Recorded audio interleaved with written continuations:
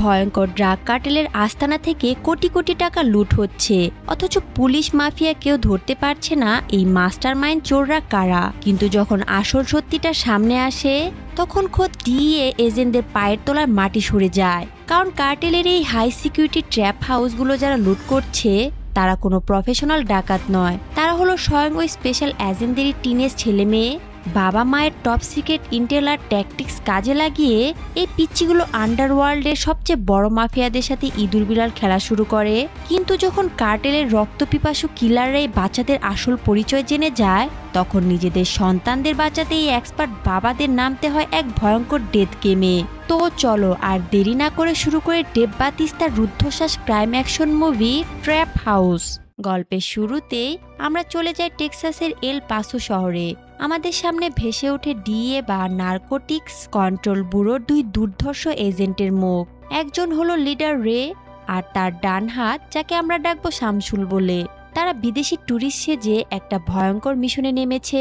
তাদের ইনফরমারের দেওয়া গোপন খবর অনুযায়ী তারা একটা নির্দিষ্ট লোকেশনে এসে পৌঁছায়। রে গাড়ি থেকে নেমে এমন এক ভান করে যেন সে গাড়িতে তেল ভরতে এসেছে, কিন্তু ওই দোকানদারের মালিক প্রচণ্ড দুর্ব্যবহার করে রেকে সেখান থেকে তাড়িয়ে দিতে যায়। আর ঠিক সেই সুযোগটায় কাজে লাগায় শামসুল। নিমিষের মধ্যে সে তার ট্র্যাঙ্কুলাইজার বা চেতনানাশক বন্দুক দিয়ে গুলি করে ওই মালিককে অজ্ঞান করে দেয়।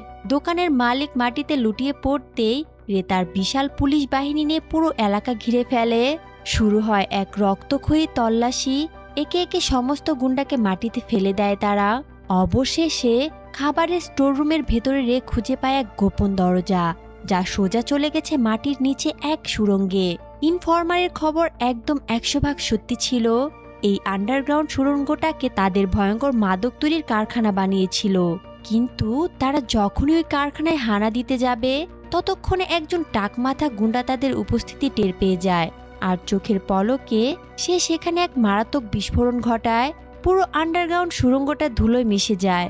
রে কোনো মতে প্রাণে বেঁচে যায় ঠিকই, কিন্তু তারা যখন বাইরে বেরিয়ে আসে তখন তাদের জন্য অপেক্ষা করছিল এক ভয়ঙ্কর মৃত্যুফাঁদ। কেউ খুনাখুরি টেরও পায়নি ড্রাগ ডিলার আগে থেকে সেখানে এক স্নাইপার বা শুটার লুকিয়ে রেখেছিল। স্নাইপারের অব্যর্থ নিশানায় ডিই এর অন্যতম সেরা এক অফিসার, যার নাম মেনি, তার ঘাড়ে গুলি লাগে আর সাথে সাথেই মেনি মৃত্যুর কোলে ঢেলে পড়ে। এরপর দৃশ্য সোজা চলে যায় একটি হাই স্কুলে। এখানে আমাদের পরিচয় হয় রের ছেলে কোডির সাথে, আর তার সাথে রয়েছে তার একদল বেস্ট ফ্রেন্ড, সবুজ শার্ট পরা ডেনি, টমবয় স্বভাবের জেসি, কোকড়া চুলের ইভন আর কাইল। এরা প্রত্যেকেই ওই ডিই এর এজেন্টের ছেলে মেয়ে। তাদের স্কুলেই পড়ে তেরেসা নামের এক সুন্দরী মেয়ে, যাকে দেখা মাত্রই কোডি তার প্রেমে পড়ে যায় এবং তার সাথে ভাব জমাতে শুরু করে। কিন্তু এই হাসি খুশি পরিবেশের মাঝখানে নেমে আসে এক শোকের ছায়া। ক্লাস চলাকালীন জেসিকে প্রিন্সিপাল ডেকে পাঠান এবং তাকে সোজা হাসপাতালে যেতে বলেন, কারণ ওই যে অপারেশনে স্নাইপারের গুলিতে মেনি মারা গিয়েছিল সে আর কেউ নয়, সে ছিল জেসির নিজের বাবা। এই মর্মান্তিক খবর শোনা মাত্রই কোরি আর তার সমস্ত বন্ধুরা ছুটে যায় একটি গির্জায় জেসির বাবার আত্মার শান্তির জন্য প্রার্থনা করতে। দৃশ্য বদলায়। কোরি অনেক রাতে বাড়ি ফেরে, আর বাড়ি ফিরতেই বাবা রের বকা শুনতে হয় তাকে। রে খুব ভালো করে জানতো যে মেনির মৃত্যুতে কোরি আর তার বন্ধুরা কতটা গভীরভাবে ভেঙে পড়েছে। তাই রে এবং বাকি সব এজেন্ট বাবা মায়েরা মিলে সিদ্ধান্ত নেয় যে যতক্ষণ না তারা ওই ড্রাগ সিন্ডিকেটকে ধ্বংস করতে পারছে ততক্ষণ তারা নিজেদের পরিবারকে চোখে চোখে রাখবে। এবার আপনাদের পরিচয় করে দেয় সেই ভয়ঙ্কর ড্রাগ ডিলারের সাথে, যার নাম বেনিটো। এই হলো সেই শয়তান। বেনিটো খুব ভালো করে বুঝতে পেরেছিল যে তার দলের ভেতরে কেউ তাদের গোপন আস্তানার খবর পুলিশকে দিয়েছিল। সন্দেহর বশে সে তার দলের নতুন এক ছেলেকে জেরা করা শুরু করে, যে মাত্র কয়েক মাস হলো তাদের সাথে কাজ করছিল। কিন্তু ছেলেটি যখন তার বিশ্বাসঘাতকতার কথা অস্বীকার করে তখন বেনিটো তার লয়ালিটির বা বিশ্বস্ততা প্রমাণের জন্য এক ভয়ঙ্কর নির্দেশ দেয়। সে ওই ছেলেটিকে তার নিজের আপন ভাইকে গুলি করে মেরে ফেলতে বাধ্য করে। কিছুক্ষণ পর সেখানে এসে হাজির হয় বেনিটোর নিজের বোন নাতালিয়া। এই হলো সেই ভয়ঙ্কর নারী যে দেখতে সাধারণ হলেও অন্য এলাকায় সেও ঠিক একই রকম অবৈধ মাদকের ব্যবসা চালায়। নাতালিয়া তার ভাই বেনিটোর ওপর প্রচণ্ড ক্ষুব্ধ হয়, কারণ বেনিটো সবসময় কোনো কিছু না ভেবে তাড়াহুড়া করে সিদ্ধান্ত নেয়। তাই নাতালিয়া ঘোষণা করে, এখন থেকে এই ব্যবসার সমস্ত ঝামেলা আমি নিজেই মেটাবো। মাঝরাতে আমরা ওই নতুন গুন্ডা ছেলেটিকে দেখতে পাই, যে চুপিসরে একটি ক্যাফেতে এসে কারোর সাথে দেখা করে। আর সেই মানুষগুলো আর কেউ নয়, তারা হলো রে এবং শামসুল। হ্যাঁ, বেনিটোর সন্দেহ একদম ঠিক ছিল, ওই ছেলেটি ছিল সেই ইনফর্মার। সে রেকে জানায় বেনিটোর বোন নাতালিয়া এখন শহরে চলে এসেছে, তাই সমস্ত ডিই এর এজেন্টদের এখন চরম সাবধানে থাকতে হবে। কয়েকদিন কেটে যায়, কোডি আর তেরেসার সম্পর্ক এখন আগের চেয়ে অনেক গভীর। কোডি রাস্তায় বাইক নিয়ে স্ট্যান্ড করলেও সে কিন্তু ক্লাসে অন্যতম সেরা মেধাবী ছাত্র। তার প্রমাণ মেলে কেমিস্ট্রির ক্লাসে, যেখানে সে সাধারণ কিছু তরল রাসায়নিক দিয়ে চোখের পলকে একটা ছোটখাটো বোমা বানিয়ে ফেলে। তবে আগের দিনের চেয়ে এখন পরিস্থিতি পাল্টেছে। রে এখন নিজে কোডিকে স্কুলে দিয়ে আসে এবং স্কুল থেকে নিয়ে আসে, যাতে তার ছেলে সুরক্ষিত থাকে। কিন্তু একদিন সে কোডিকে সোজা বাড়িতে না নিয়ে যায় তার নিজের তাইকোয়ান্ডো ট্রেনিং সেন্টারে। রে জানতো সে সবসময় কোডির সাথে ছায়ার মতো থাকতে পারবে না, তাই আত্মরক্ষার জন্য কোডিকে কিছু বেসিক মার্শাল আর্ট শেখানো ভীষণ জরুরি। এরই মাঝে কোডির কাছে জেসির একটি অত্যন্ত খারাপ খবর আসে। বাবার মৃত্যুর পর জেসি আর তার মায়ের পক্ষে এখন স্কুলের ফি আর বাড়ি ভাড়া দেওয়া একেবারে অসম্ভব হয়ে পড়েছে। তাই বাধ্য হয়ে জেসিকে স্কুল ছেড়ে তাদের অনেক দূরে এক গ্রাম বা হোম টাউনে ফিরে যেতে হবে। এই খবরটা কোডিকে ভেতর থেকে নাড়িয়ে দেয়। ঠিক সেই সময় কোডিকে নিয়ে ফেরার পথে রে এর ফোনে শামসুলের একটা কল আসে। শামসুল জানায় পুলিশ বেনিটোর লোকজনকে একটি ট্র্যাপ হাউসে ধরে ফেলেছে। ট্র্যাপ হাউস হলো সেই সব পরিত্যক্ত বাড়ি যেখানে মাফিয়ারা তাদের মাদকের লেনদেন করে থাকে। রে কোডিকে নিয়ে সোজা ওই ট্র্যাপ হাউসের কাছাকাছি পৌঁছায়। সেখানে শুধু শামসুল নয়, আরো অনেক পুলিশ অফিসার আগে থেকেই তদন্ত চালাচ্ছিল। কোডি দূর থেকে দেখতে পায় একজন অফিসার প্রমাণ হিসেবে বান্ডিল বান্ডিল টাকার উপহার বের করে আনছে। এত বিপুল পরিমাণ টাকা দেখে কোডির চোখ ছানা বড়া হয়ে যায়। পরিস্থিতি জটিল থাকায় রে কোডিকে নিয়ে সোজা পুলিশ স্টেশনে চলে আসে, কারণ পুলিশ তখনও নাতালিয়ার আসল পরিচয় বের করতে পারেনি। স্টেশনে বসে থাকার সময় কোডির নজর যায় ইনভেস্টিগেশন বোর্ডে ঝোলানো বেনিটো আর তার গুন্ডাদের ছবির ওপর। কেউ কিছু বোঝার আগেই কোডি নিজের ফোনে ওইসব ছবিগুলো তুলে নেয়। এরপর ওই ছবিগুলোর ইনফরমেশন কাজে লাগিয়ে কোডি তার বন্ধুদের সামনে এক ভয়ঙ্কর প্রস্তাব রাখে। সে বলে যে ট্র্যাপ হাউসগুলোতে পুলিশ এখনো পৌঁছাতে পারেনি, আমরা সেখানে গিয়ে ডাকাতি করব। না, কোনো ফুর্তি করার জন্য নয়। কোডি এই টাকাগুলো জেসিকে দিতে চায়, যাতে তার সমস্ত আর্থিক সমস্যা মিটে যায়। আর অবাক করার বিষয় হলো বন্ধুরা এক বাক্যে তার এই প্রস্তাবে রাজি হয়ে যায়। প্রথম ধাপ হিসেবে কোডি ডেনিকে সাথে নিয়ে ডিই এর ট্রেনিং গুদাম থেকে ডাকাতির জন্য প্রয়োজনীয় সমস্ত ট্যাকটিক্যাল গিয়ার বা সরঞ্জাম চুরি করে নেয়। এদিকে আমরা আবার ওই ইনফর্মারকে দেখতে পাই যে রে আর শামসুলের সাথে একটা ক্যাফেতে বসে নাতালিয়ার পরিচয় নিয়ে আলোচনা করছিল। ঠিক তখনই শামসুলের চোখ যায় ক্যাফের বাইরে দাঁড়িয়ে থাকে একটি কালো রঙের সন্দেহজনক গাড়ির দিকে। তার মনে হয় কেউ তাদের ওপর নজর রাখছে। বিপদ বুঝতে পেরে রে চিৎকার করে সবাইকে মাথা নিচু করতে বলে, কিন্তু বড্ড দেরি হয়ে যায়। স্নাইপারের গুলিতে ইনফর্মার ছেলেটি ঘটনাস্থলে প্রাণ হারায়। তবে রে এক মুহূর্ত দেরি না করে ছুটে গিয়ে ওই স্নাইপারকে ধরে ফেলে এবং সোজা হেডকোয়ার্টারে নিয়ে আসে। কিন্তু ওই খুনির চোখে কোনো ভয় ছিল না। সে অত্যন্ত ঠান্ডা মাথায় জানায়, নাতালিয়া এই এল পাসো শহরে এসেছে শুধু তোমাদের মতো এজেন্টদের শিকার করতে। সে তোমাদের পরিবারের একজনকেও জ্যান্ত ছাড়বে না। রে যখন হেডকোয়ার্টারে জেরা করছিল, অন্যদিকে কোডি আর তার বন্ধুরা তাদের জীবনের প্রথম ডাকাতি করার জন্য একটা ট্র্যাপ হাউসের সামনে এসে দাঁড়ায়। তাদের মাথায় নাইট ভিশন হেলমেট, গায়ে বুলেট প্রুফ জ্যাকেট আর হাতে হাতিয়ার হিসেবে স্টান গান। গুন্ডারা যখন আঘুরে ঘুমাচ্ছিল তখন তারা শান্তপর্ণে ঘরের ভেতর ঢুকে পড়ে। কেউ কিছু বোঝার আগেই তারা সফলভাবে টাকার ব্যাগ হাতিয়ে নেয় এবং কোডি গাড়ির অ্যাক্সিলেটরে পা দিয়ে প্রচন্ড স্পিডে গাড়ি ছুটিয়ে দেয়। কিন্তু তাদের আশা মুহূর্তের মধ্যেই নিরাশায় পরিণত হয়, কারণ ব্যাগের ভিতর মাত্র 6 লাখ টাকার মতো ছিল। আসলে গুন্ডারা বাকি সমস্ত টাকা আগেই অন্য জায়গায় সরিয়ে ফেলেছিল। এই ডাকাতির খবর সরাসরি বেনিটোর কানে পৌঁছায়, আর তার গুন্ডারা বেঁচে আছে শুনে সে রেগে আগুন হয়ে যায়। সে অন্য লোক পাঠিয়ে ওই বেঁচে থাকা গুন্ডাদের মেরে ফেলার নির্দেশ দেয়। পরের দিন সকালে পুলিশ যখন এই ট্র্যাপ হাউসে পৌঁছায়, তারা দেখে পুরো বাড়ি আগুনে পুড়ে ছাই হয়ে গেছে, আর সাথে ওই দুজন গুন্ডার মৃতদেহ পড়ে আছে। শামসুলের সন্দেহ হয় এই কাজটা কোনো নতুন দলের, কারণ কেউ যদি জানতো এটা বেনিটোর ট্র্যাপ হাউস, তবে তার এই বিশাল সাম্রাজ্য হাত দেওয়ার দুঃসাহস কেউ করতো না। অন্যদিকে নাতালিয়া, যে প্রথমে ভেবেছিল এটা ডি এর এজেন্টের কাজ, সেও তার ভুল বুঝতে পারে।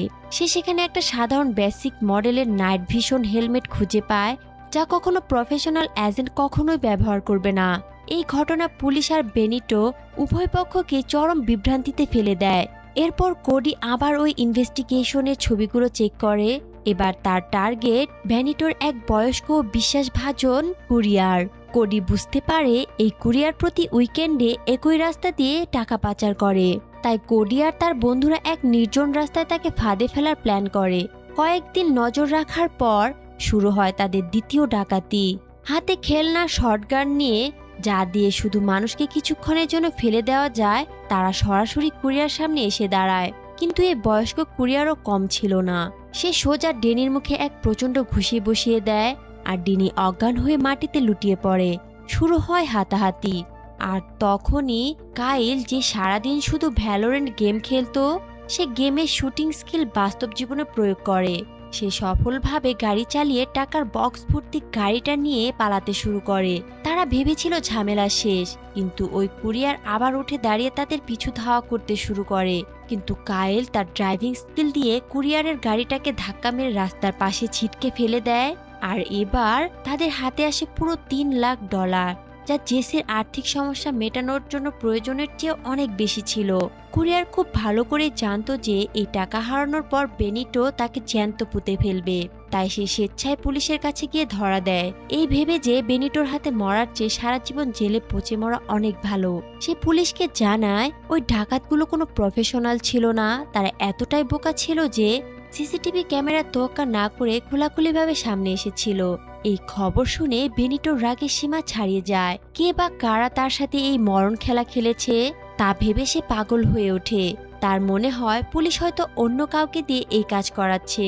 তাই সে নাতালিয়াকে নির্দেশ দেয়, নতুন একটা গোপন আস্তানা তৈরি করো আর ওদের জন্য একটা নতুন ফাঁদ পাতো। এদিকে শামসুল সিসিটিভি ফুটেজ দেখে অবাক হয়ে যায়। ওই ছেলেগুলো এত নিখুঁতভাবে ট্র্যাপ হাউসের লোকেশন জানলো কি করে।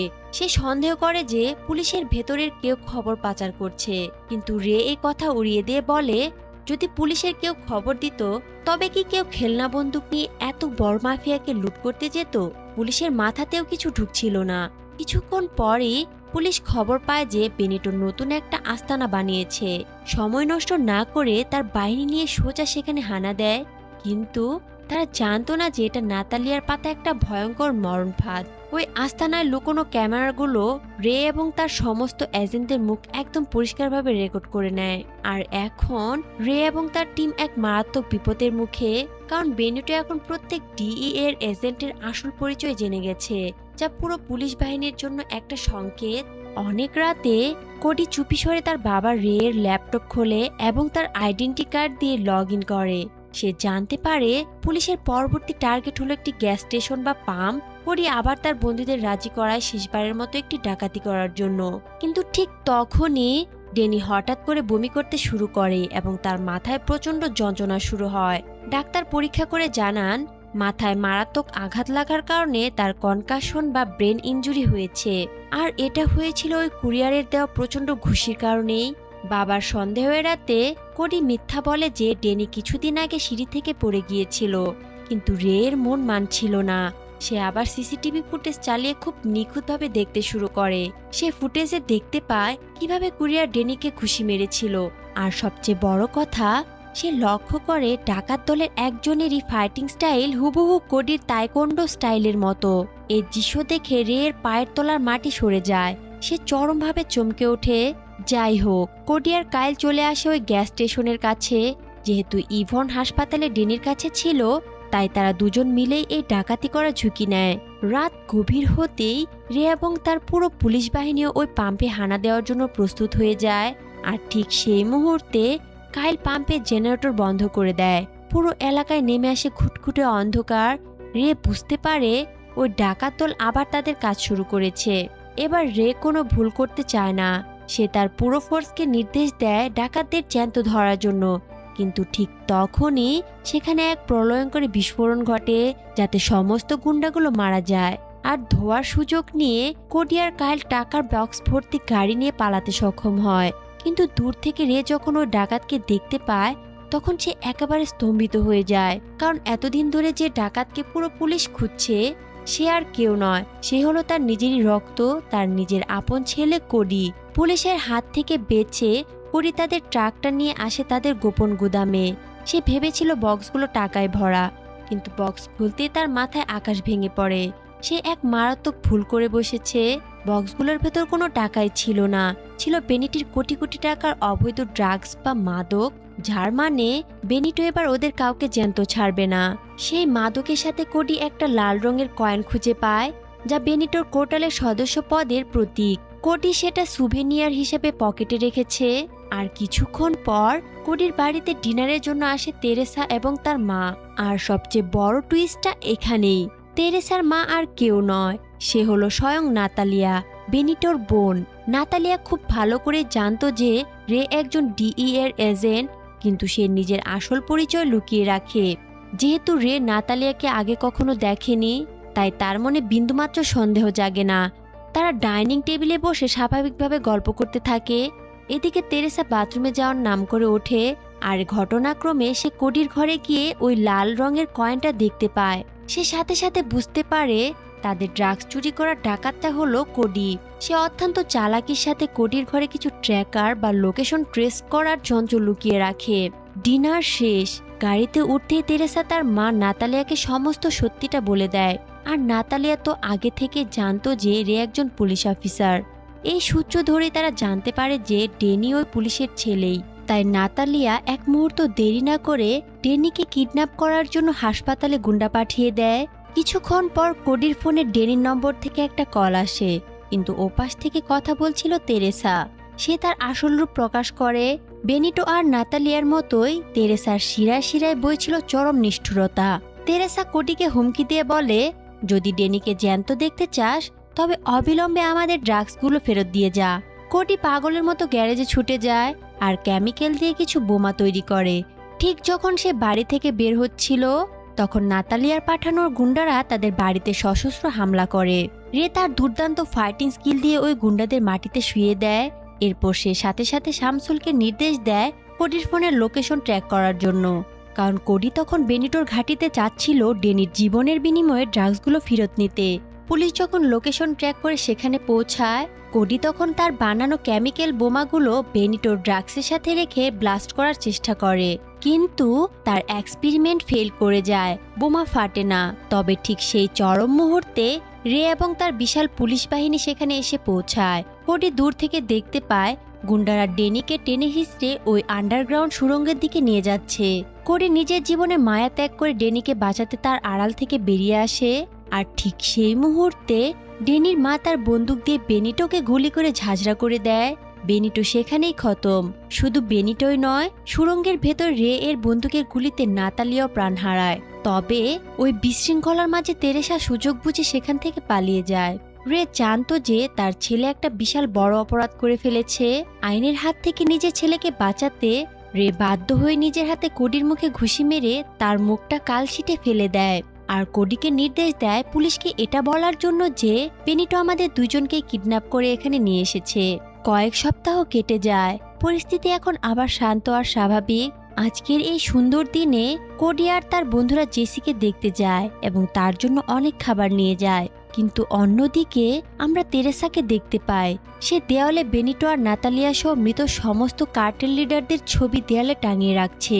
তার চোখে জ্বলছে এক ভয়ঙ্কর প্রতিশোধের আগুন। সে পরের পার্টে এই সবকিছুর বদলা নেবে।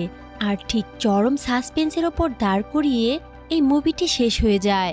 এই মুভিটি আমাদের একটি খুব সুন্দর বার্তা দেয়। ভালোবাসা আর যত্ন মানে এই নয় যে আপনি কাউকে কতটা দামি জিনিস দিচ্ছেন, বরং এর মানে হলো আপনি কতটা আন্তরিকতার সাথে তার পাশে দাঁড়াচ্ছেন। আপনার ছোট্ট একটু যত্ন আর ভালোবাসায় কোনো ভেঙে পড়া মানুষকে নতুন করে বাঁচার শক্তি যোগাতে পারে। মনে রাখবেন, এই পৃথিবী সবসময় কোনো মহান বা শক্তিশালী মানুষের প্রয়োজন হয় না।